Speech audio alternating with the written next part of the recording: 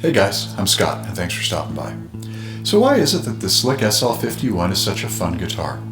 Sure, it's inexpensive, but with its rustic, relic finish, it really isn't known for its good looks. Now don't get me wrong, looks aren't everything, but why does my $200 SL51 get more playing time than a Fender American Professional? Simple. It has one thing my Fenders don't have, and that's a 12-inch radius fretboard.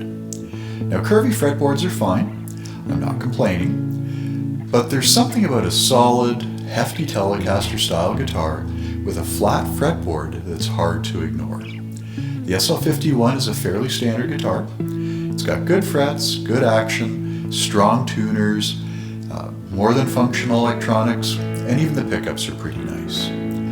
As you can hear, the guitar sounds pretty good as well.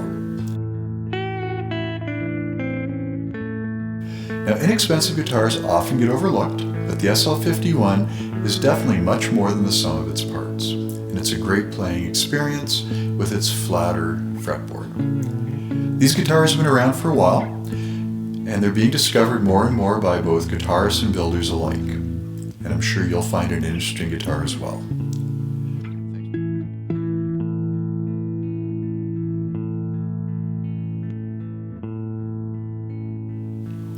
Thanks for stopping by. I hope to see you next time.